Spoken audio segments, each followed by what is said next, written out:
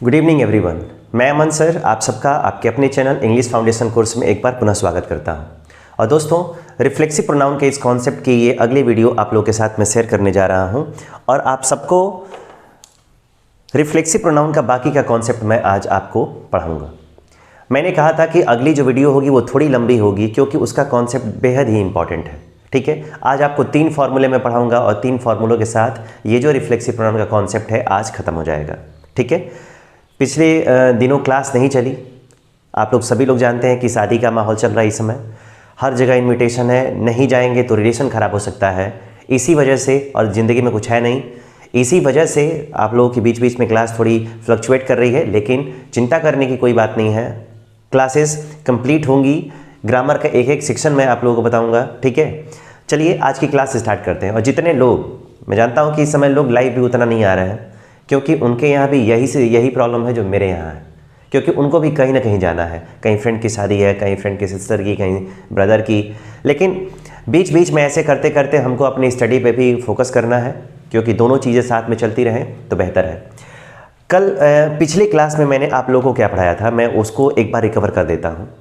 पिछली क्लास में जो आप लोगों ने पढ़ा, आप लोगों ने ये पढ़ा था कि रिफ्लेक्सिव प्रोनाउन को हम सेल्फ प्रोनाउन के नाम से भी जानते हैं। ये आप लोगों को पहली क्लास में भी बताया था। इसको हम निजवाचक सर्वनाम के नाम से जानते हैं। निजवाचक है, इसका मतलब है कि सब्जेक्ट इसमें खुद अपने लिए काम करता है, किसी दूसरे के लिए काम नहीं करता है। मैंने एक फॉर्मूला इसमें बताया था कि रिफ्लेक्सिव प्रोनाउन के साथ, रिफ्लेक्सिव प्रोनाउन जो भी होगा उसके साथ एपोस्ट्रोफी जो एस के अंदर आती हो, एपोस्ट्रोफी जो एस के बाहर आती हो, और केवल एपोस्ट्रोफी, इनमें से किसी का इस्तेमाल नहीं होता है। यानी रिफ्लेक्सिव प्रोनाउन के साथ हमको एपोस्ट्रोफी का यूज़ नहीं करना है। तो उस रिफ्लेक्सिव प्रोनाउन के साथ हमको किसका यूज़ करना होगा? अगर किसी रिफ्लेक्सिव प्रोनाउन के साथ अगर एपोस्ट्रोफी यूज़ हुआ है तो उस रिफ्लेक्सिव प्रोनाउन के एपोस्ट्रोफी को हटा के हम उसका पॉजेसिव केस क्या करते हैं, इस्तेमाल करते हैं। अगर माई सेल्फ के साथ एपोस्ट्रोफी है तो उसको कट करके यहाँ पे माई किया गया है। जैसे अगर यहाँ पे आई है तो यहाँ पे माई सेल्फ के साथ एपोस्ट्रोफी यूज़ नहीं किया गया है, इसको कट करके इस रिफ्लेक्सिव प्रोनाउन की जगह पे माई किया गया है, तब आपका सेंटेंस करेक्ट है। अगर यहाँ पे हर सेल्फ के साथ एपोस्ट्रोफी है तो उसको कट करके, ठीक है, उसको कट करके केवल हर किया गया है। अगर यहाँ पे रिफ्लेक्सिव प्रोनाउन के साथ एपोस्ट्रोफी है तो आपको उसको कट करके देयर करना पड़ा है, और इसके साथ अगर है तो उसको कट करके आपको आवर करना पड़ा है। ठीक है, ये हम लोगों ने पिछले क्लास में पढ़ा था। तो ये क्लास इसके आगे की क्लास होगी जिसको आप लोग पढ़ने जा रहे हैं। और अगर पढ़ने जा रहे हैं तो एक चीज़ मैं आपको एक एक करके सारा चीज़ बताऊंगा। ठीक है, पहले इसको डस्ट करूं और डस्ट करने के बाद स्टोरी शुरू होती है। कॉपी पेन लेके बैठे हैं आप सभी? ठीक है, कॉपी पेन लेके बैठिए, तब देखिए कितना मज़ा आता है। चलिए, अब रिफ्लेक्सिव प्रोनाउन का जो अगला कॉन्सेप्ट है मैं आपको देने जा रहा हूं। ठीक है, पहला कॉन्सेप्ट क्या है? और पहला कॉन्सेप्ट है यदि,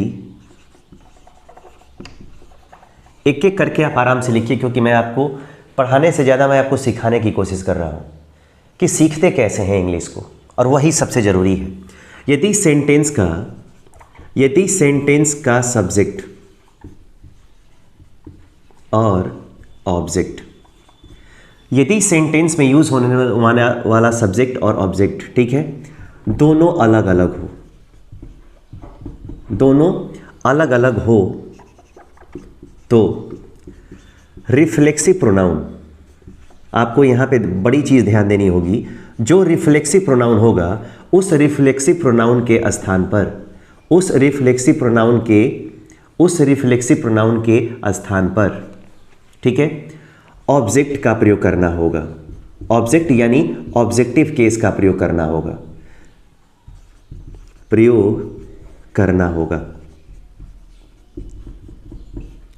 इस फॉर्मूले को बहुत ही बेहतरीन तरीके से आपको याद रखना होगा और आपको समझने की कोशिश करना होगा, जो मैं आपको यहाँ पे समझाने की कोशिश कर रहा हूँ। मैंने क्या बताया आप लोगों के सामने, ये फॉर्मूला मैंने लिख के रखा हुआ है कि यदि सेंटेंस, अगर कोई सेंटेंस पढ़ रहे हैं, अगर उस सेंटेंस में आने वाला यहाँ पे अगर कोई सब्जेक्ट होगा, ठीक है, और यहाँ पे आने वाला कोई ऑब्जेक्ट होगा, अगर सेंटेंस का कोई सब्जेक्ट है और कोई ऑब्जेक्ट है, अगर सब्जेक्ट और यहाँ पे आने वाला ऑब्जेक्ट दोनों क्या होगा, दोनों अगर अलग अलग हो, दोनों अगर अलग अलग हो तो आपको रिफ्लेक्सिव प्रोनाउन का यूज़ नहीं करना होगा।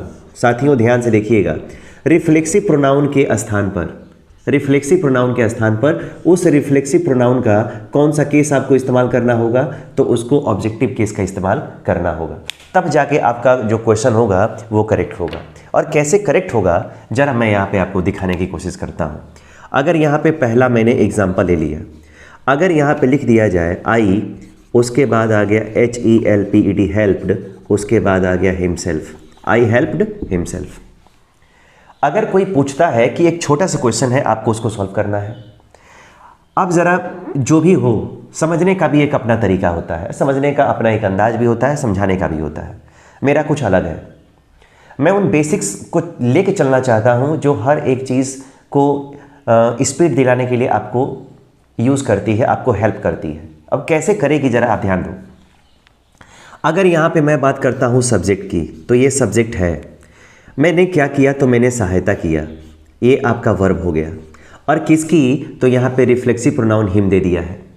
अब आपको एक चीज़ ध्यान देना है, क्वेश्चन में मात्र 3 ही शब्द हैं और इन 3 शब्दों में आपको एक शब्द ऐसा मिलेगा, एक वर्ब हो गया।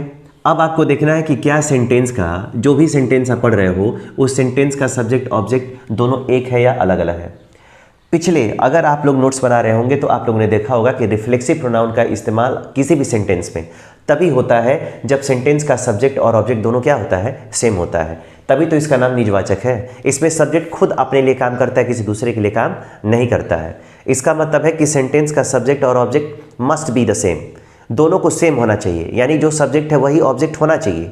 लेकिन अगर सेंटेंस का सब्जेक्ट और ऑब्जेक्ट दोनों अगर अलग अलग हो, तब आप रिफ्लेक्सिव प्रोनाउन का यूज़ क्या करोगे, तब आप रिफ्लेक्सिव प्रोनाउन का यूज़ नहीं करोगे, बल्कि उस रिफ्लेक्सिव प्रोनाउन के स्थान पे उसका ऑब्जेक्टिव केस इस्तेमाल करोगे। तो क्या यहाँ पे आई है तो माई हिमसेल्फ है, अलग अलग है ना। अगर सब्जेक्ट और ऑब्जेक्ट अलग अलग होगा तो रिफ्लेक्सिव प्रोनाउन का आपको यूज़ क्या करना है, नहीं करना है। आपको क्या करना है, इस रिफ्लेक्सिव प्रोनाउन के बदले आपको ऑब्जेक्टिव केस इस्तेमाल करना है। इसका मतलब है कि इसको कट करके आपको यहाँ पे क्या करना चाहिए था, आपको यहाँ पे करना चाहिए था HIM हिम, ठीक है, ये आपका ऑब्जेक्ट हो गया। अब सेंटेंस क्या है, करेक्ट है, इसको निकालना है। इसके चलते यहाँ पे ही नहीं करना है, वो तो दूसरा फॉर्मूला हो गया।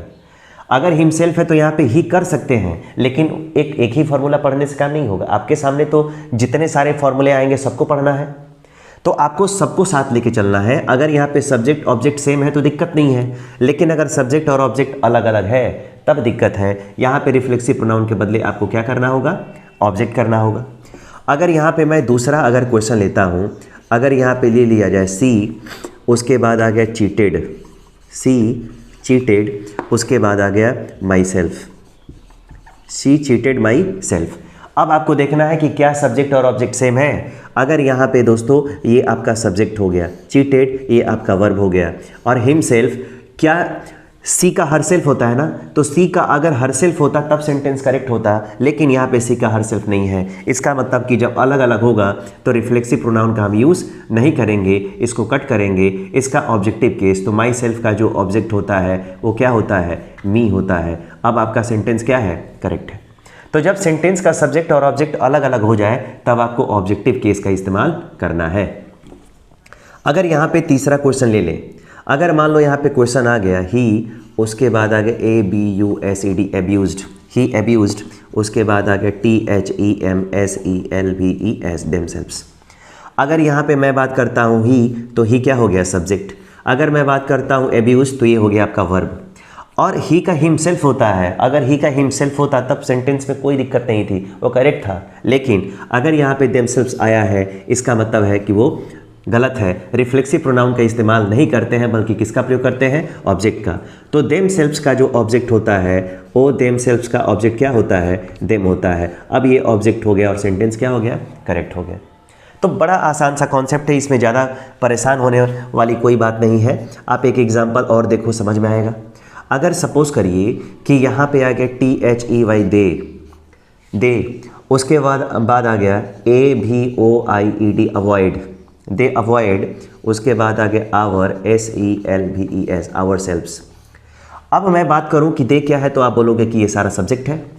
अवॉइड इसका मतलब ये वर्ब है, और दे का देमसेल्व्स अगर रहता तो हमारा क्वेश्चन सही होता, उसमें कोई दिक्कत नहीं है। लेकिन अगर यहाँ पे आवर सेल्व्स आया है, इसका मतलब है कि यहाँ पे रिफ्लेक्सिव प्रोनाउन का यूज़ नहीं होगा, उसके ऑब्जेक्ट का होगा। तो आवर सेल्व्स का जो ऑब्जेक्ट होता है वो क्या होता है, अस होता है। अब आपका क्वेश्चन क्या है, करेक्ट है।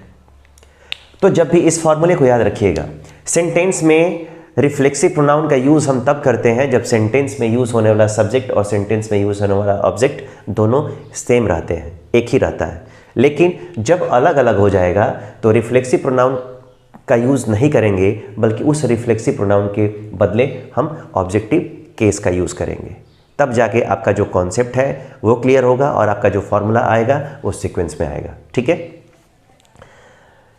ये जो फॉर्मूला है आप लोगों ने समझा होगा, उसको सीखा होगा। सीखने की कोशिश करिए, आप सीखने और समझने की कोशिश करिए, पढ़ना आपको अपने आप आ जाएगा, क्वेश्चन को सॉल्व करना अपने आप आ जाएगा, आपको कोई दिक्कत नहीं होगी। ठीक है, मैं एक और चीज़ कहना चाहूँगा, जितने लोगों ने अब तक लाइक शेयर सब्सक्राइब नहीं किया है उसको लाइक शेयर सब्सक्राइब कर लें।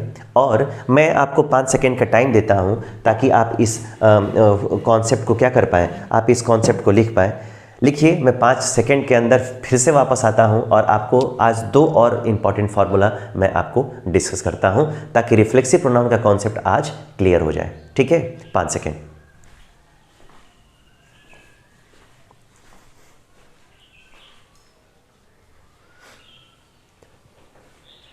जल्दी करेंगे, आराम से।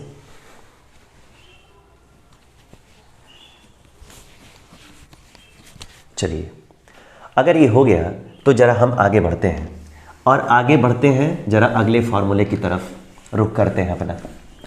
अगला फार्मूला क्या है और आपको क्या करना है, आपको एक चीज़ याद रखना है। एकदम आराम से मैं फार्मूला बताते जा रहा हूँ, उसको आप लोग नोट करते जाइए।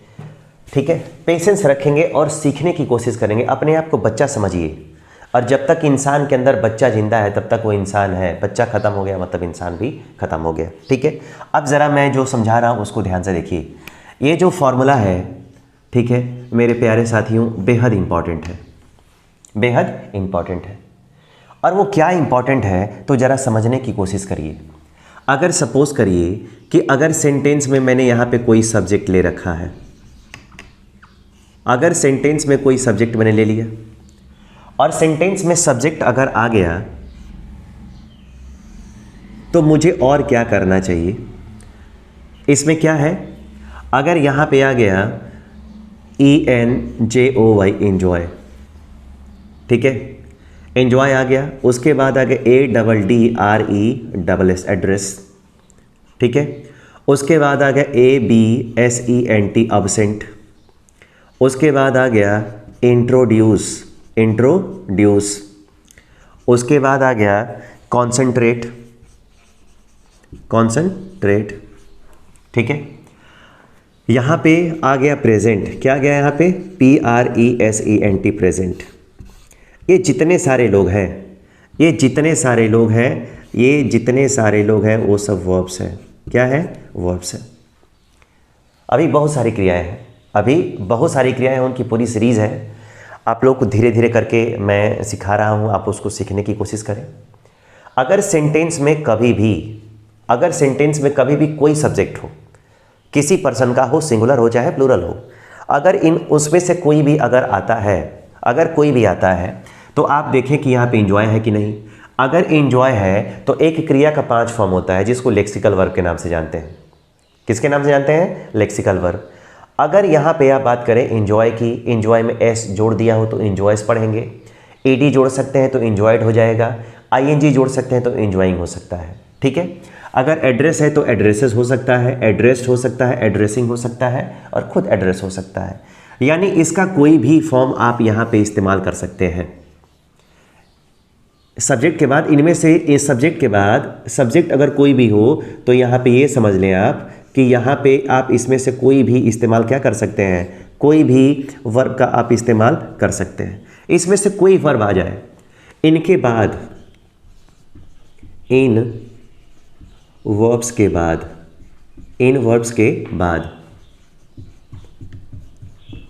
रिफ्लेक्सिव प्रोनाउन का आना अनिवार्य होता है, आना अनिवार्य होता है। ध्यान दें जरा, अगर इन सारे वर्ब्स का प्रयोग यदि आपने इन क्वेश्चंस में किया है, किसी क्वेश्चंस में अगर आ गया है, इसका मतलब है कि इन क्रियाओं के बाद रिफ्लेक्सिव प्रोनाउन, इन क्रियाओं के बाद रिफ्लेक्सिव प्रोनाउन का आना क्या है, अनिवार्य है। अगर नहीं आया है तो सेंटेंस गलत है, वो सेंटेंस गलत है, और गलत है तो उसको सुधारना भी अब आपकी रिस्पॉन्सिबिलिटी होगी। और वो जो रिफ्लेक्सिव प्रोनाउन आएगा वो सब्जेक्ट के अनुसार आएगा। ठीक है, एक और मैं पॉइंट बनाता हूं, इनके बाद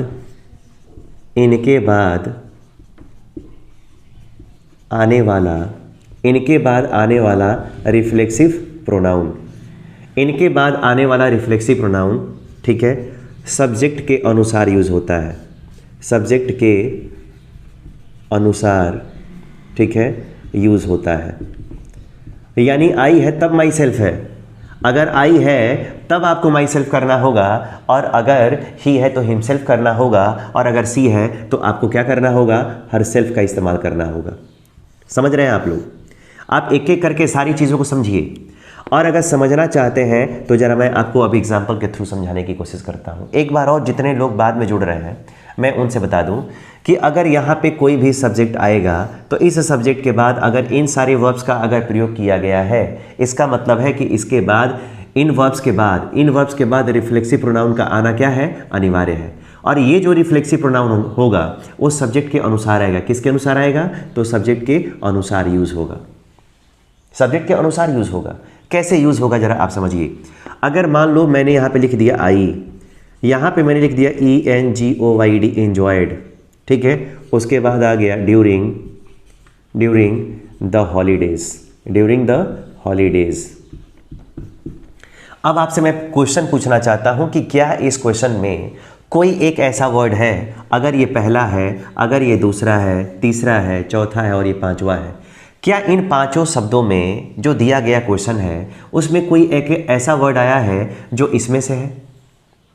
जरा देख के बताइए और समझने की कोशिश करिए कि जो यहाँ पे मैंने क्वेश्चन लिखा है उस क्वेश्चन में कोई एक ऐसा वर्ड है जो पहले दूसरे में आपको मिल रहा है।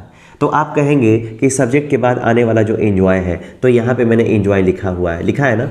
इसका मतलब है कि इसके बाद रिफ्लेक्सिव प्रोनाउन का आना अनिवार्य है। इसका मतलब आपका ये सेंटेंस क्या है? गलत है।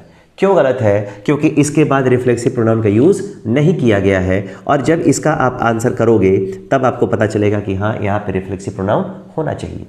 तो यहाँ पे आप क्या करोगे कि आप यहाँ पे लिखोगे आई, आप यहाँ पे लिखोगे एंजॉयड। क्या लिखोगे आप? एंजॉयड।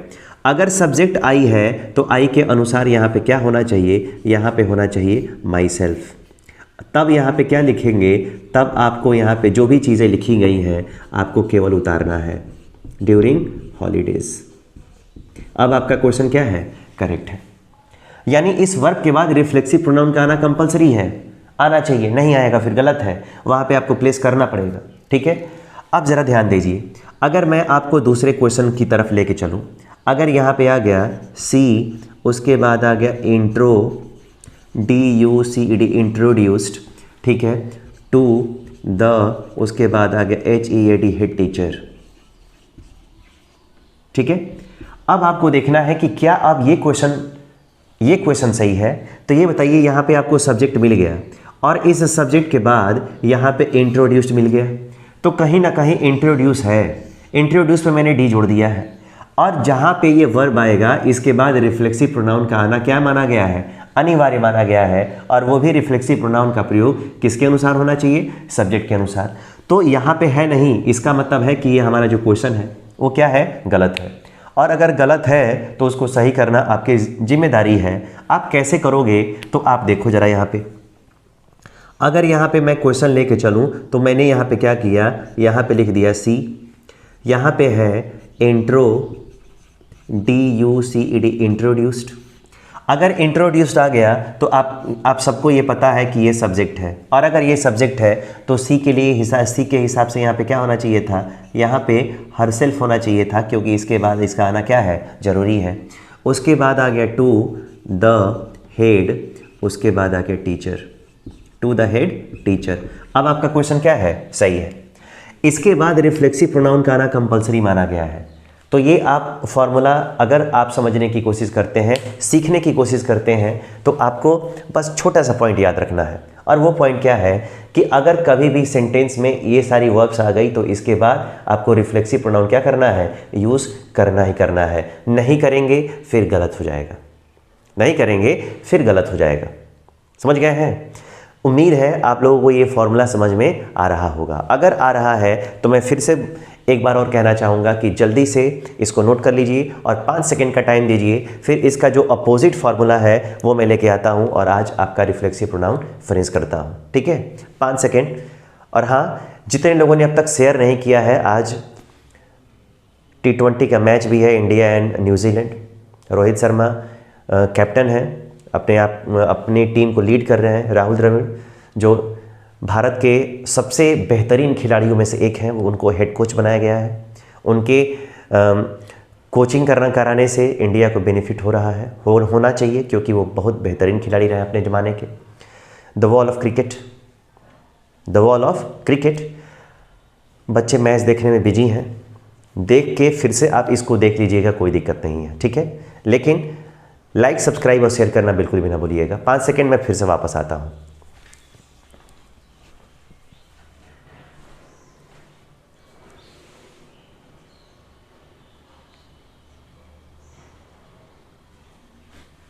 चलिए, हो गया। अगर ये हो गया है तो अब क्या करेंगे आप? अब ज़रा हम शुरू करते हैं, ठीक है। अब ज़रा आपको दूसरा फॉर्मूला लेके चलते हैं। और वो दूसरा फॉर्मूला क्या है? दूसरा फॉर्मूला है कि इस क्वेश्चन को फिर अब अगले फॉर्मूले को कैसे पढ़ा जाए। तो अगला फॉर्मूला आपका ये है कि यहाँ पे आपको मिलेगा कोई ना कोई सब्जेक्ट। क्या मिलेगा? कोई ना कोई सब्जेक्ट मिलेगा। और इस सब्जेक्ट के बाद आपको यहाँ पे लिखना होगा OPEN ओपन, आपको यहाँ पे लिखना होगा SELL सेल, उसके बाद लिखना होगा ड्रेस, उसके बाद लिखना होगा अनड्रेस, उसके बाद लिखना होगा SHAVE सेव। क्या लिखना होगा? सेव। अगर यहाँ पे open, sell, dress, undress, save आ गया, यहाँ पे आ गया दोस्तों WASH वॉश। और ये जितने लोग हैं पिछले रूल्स की तरह, ये सारे लोग क्या हैं? ये सारे लोग वर्ब्स हैं। क्या है ये? वर्ब्स है। बिल्कुल ध्यान से देखिएगा, क्योंकि ये फॉर्मूला बेहद इंपॉर्टेंट है। इंपॉर्टेंट इसलिए भी है क्योंकि बच्चे एक एक वर्ड को याद नहीं रख पाते हैं, इस वजह से उनका क्वेश्चन और उनका डाउट हमेशा क्लियर नहीं होता है। क्लियर करने के लिए आपको एक से छोटी छोटी चीज़ों को याद रखना होगा। अगर यहाँ पे ये वर्ब्स हैं तो आप 2 पॉइंट याद रखिए, ठीक है। इनके बाद रिफ्लेक्सिव प्रोनाउन, इनके बाद जो रिफ्लेक्सिव प्रोनाउन आएगा, इनके बाद रिफ्लेक्सिव प्रोनाउन का यूज़ कभी नहीं होता है, कभी नहीं होता है। अब ज़रा ध्यान दीजिए, अभी आप लोगों ने पहला जो फॉर्मूला मैंने आपको पढ़ाया उसमें मैंने बताया कि इसके बाद ये जो वर्ब्स थी उसके बाद अगर रिफ्लेक्सिव प्रोनाउन नहीं आ रहा था तो गलत हो जा रहा था। लेकिन उसका ठीक अपोजिट फार्मूला है कि इसके बाद अगर आएगा तो गलत हो जाएगा। पिछले वाले में उसके बाद नहीं आया तो गलत हो गया, इसके बाद आएगा तो गलत हो जाएगा। क्यों? क्योंकि उसके बाद प्रयोग करना जरूरी था और इनके बाद रिफ्लेक्सिव प्रोनाउन का यूज़ कभी नहीं होता है, इनके बाद यूज़ ही नहीं होता है। उसके बाद करना जरूरी था और इसके बाद आता ही नहीं है, ठीक है। तो इतना याद रखिएगा।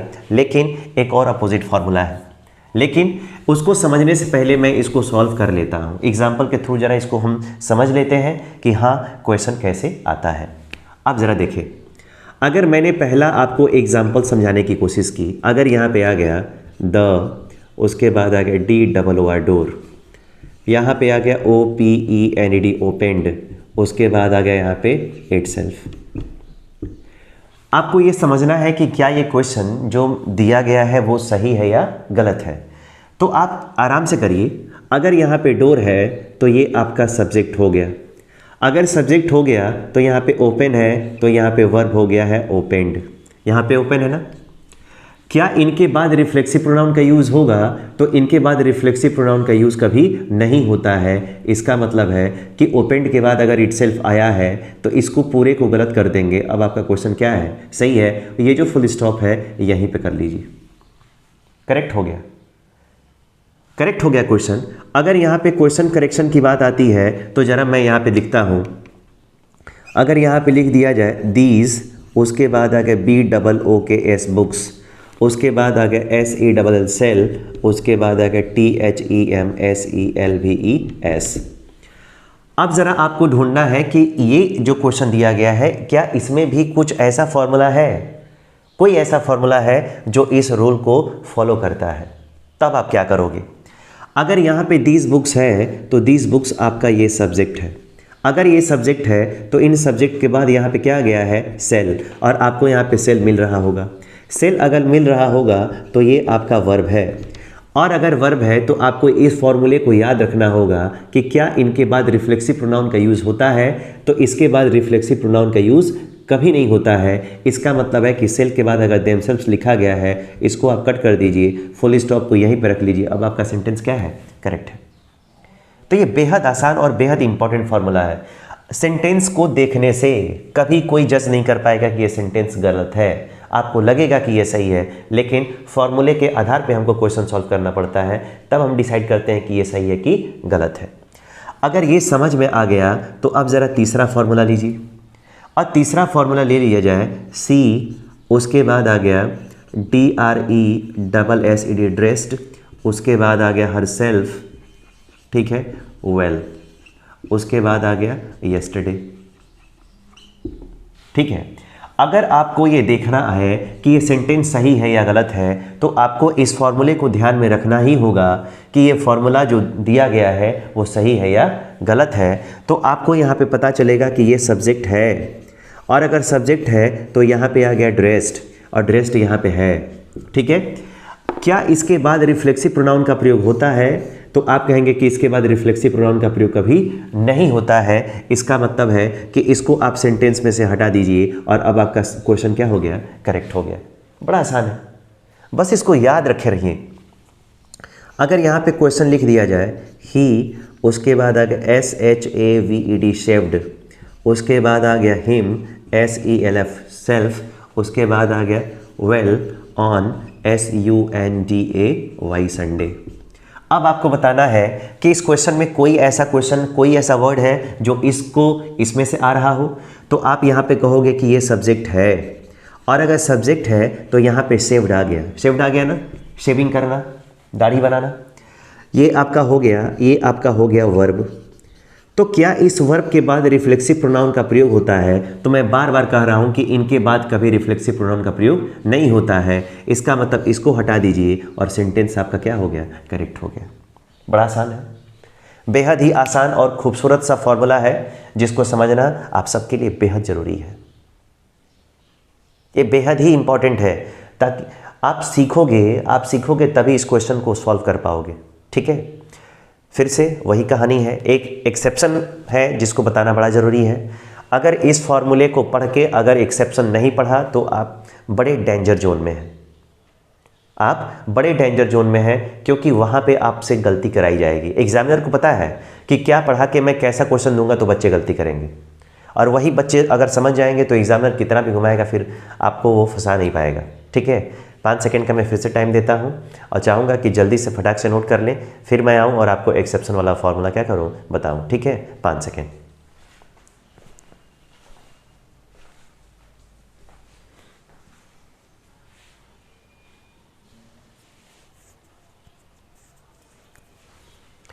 चलिए, आप लोग का टाइम अब ख़त्म होता है क्योंकि ये फॉर्मूला अब दूसरे फॉर्मूले को एक्सप्लेन करेगा।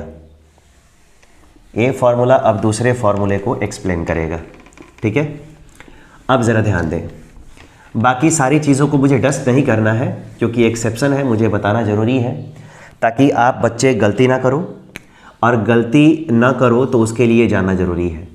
ये फॉर्मूला जो है आपके लिए बेहद ही इम्पॉर्टेंट है। ठीक है, आप सबको ये पता है कि इसके बाद आपको कभी रिफ्लेक्सिव प्रोनाउन यूज़ नहीं करना है। क्या नहीं करना है? इसके बाद कभी रिफ्लेक्सिव प्रोनाउन का यूज़ नहीं करना है। इनके बाद रिफ्लेक्सिव प्रोनाउन यूज़ नहीं होता है, आप लोगों ने भी पढ़ा, इंपॉर्टेंट। लेकिन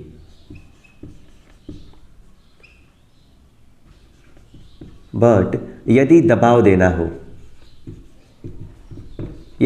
देना हो तो रिफ्लेक्सिव प्रोनाउन का यूज़ करते हैं। यदि दबाव देना हो तो रिफ्लेक्सिव प्रोनाउन का प्रयोग करते हैं। इनके बाद कभी रिफ्लेक्सिव प्रोनाउन का प्रयोग नहीं होता है, लेकिन यदि इन पर दबाव देना हो, यदि इन पर प्रेशर देना हो, तब आपको रिफ्लेक्सिव प्रोनाउन का प्रयोग क्या करना पड़ेगा? तब आपको रिफ्लेक्सिव प्रोनाउन का प्रयोग करना पड़ेगा। याद रखें, दबाव कैसे रहेगा और आपको कैसे समझ में आएगा, ये बड़ा क्वेश्चन है। तो इस बड़े क्वेश्चन को समझने के लिए हम जरा सॉल्व करते हैं, क्वेश्चन के थ्रू सॉल्व करने की कोशिश करते हैं और समझने की कोशिश करते हैं। अगर ये आपको पहला क्वेश्चन में दे रहा हूँ और पहला क्वेश्चन अगर आ गया, पहले क्वेश्चन में लिख दिया रोहन, क्या लिख दिया? रोहन। उसके बाद आ गया DRESSED, ड्रेस्ड। आपको यहाँ पे पता है ड्रेस्ड है, ड्रेस्ड। इसके बाद आ गया हिमसेल्फ, ड्रेस्ड हिमसेल्फ वेल। उसके बाद आ गया बिकॉज इट वॉज हीज। उसके बाद आ गया FIRST, फर्स्ट। और उसके बाद आ गया interview.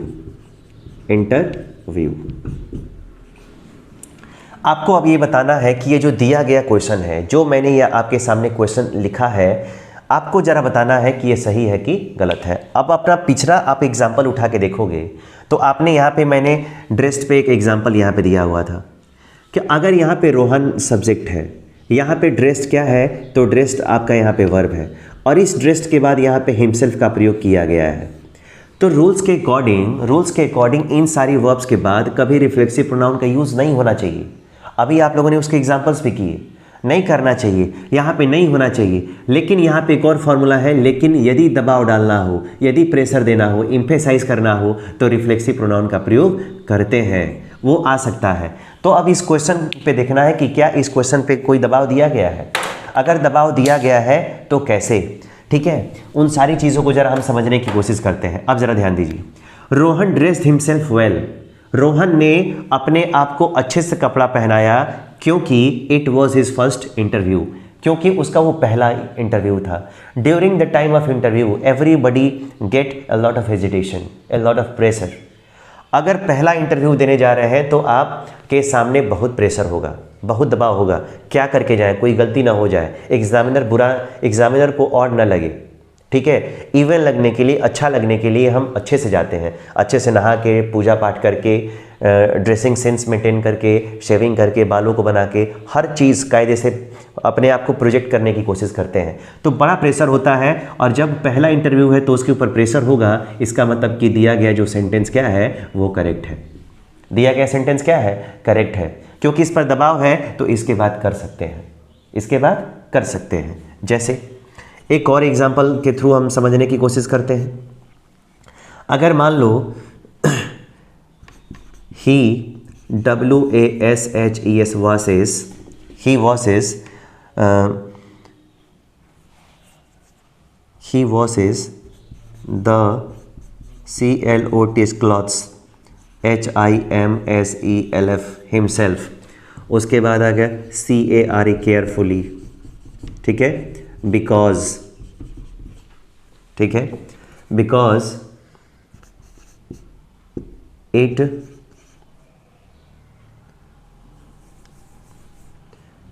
Is his FIRST first day on duty. ये दूसरा क्वेश्चन है, इसके थ्रू जरा आप समझिए। कहता है कि ही वॉशेज, अगर यहाँ पे वॉश आ गया तो इस वॉश के बाद आपको रिफ्लेक्सिव प्रोनाउन का यूज़ नहीं करना चाहिए, लेकिन राइट में नहीं, यहाँ पे आपको हिमसेल्फ का प्रयोग किया गया है, जबकि नहीं होना चाहिए।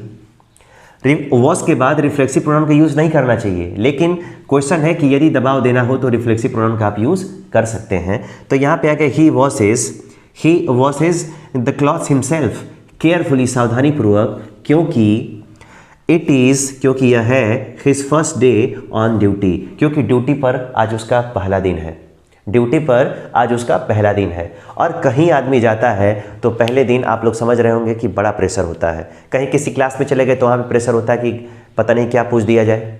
कहीं दूसरे नए स्कूल में एडमिशन होता है तब बच्चे परेशान होते हैं कि पता नहीं कुछ पूछ दिया जाए, फिर क्या करेंगे हम। तो बच्चों को प्रेशर होता है, वो प्रेशर फील करते हैं, और जब भी प्रेशर आएगा इसका मतलब है कि वो सेंटेंस क्या होगा, आपका करेक्ट होगा। ठीक है, तो आप समझ रहे हैं, एक एक कॉन्सेप्ट को सावधानीपूर्वक समझिए कि कैसे क्वेश्चन करना है। अब आप लोग को समझ में आ रहा होगा कि हाँ ये क्वेश्चन सही है या ये गलत है। ठीक है दोस्तों, रिफ्लेक्सिव प्रोनाउन का कॉन्सेप्ट इसी लास्ट वाले फॉर्मूले के साथ लास्ट करता है। रिफ्लेक्सिव प्रोनाउन का जो कॉन्सेप्ट है वो आज आप लोगों ने पूरा कर लिया है। उम्मीद है आप लोगों ने इसका नोट्स बनाया होगा, नोट्स बना रहे होंगे और इसको सीखने की कोशिश कर रहे होंगे। ठीक है, अगली जो क्लास चलेगी एम्फेसाइज प्रोनाउन की, क्योंकि इसी का दूसरा रूप है, उसको लेके आएंगे और समझने की कोशिश करेंगे कि आखिर रिफ्लेक्सिव प्रोनाउन वो कैसे फंक्शन करता है।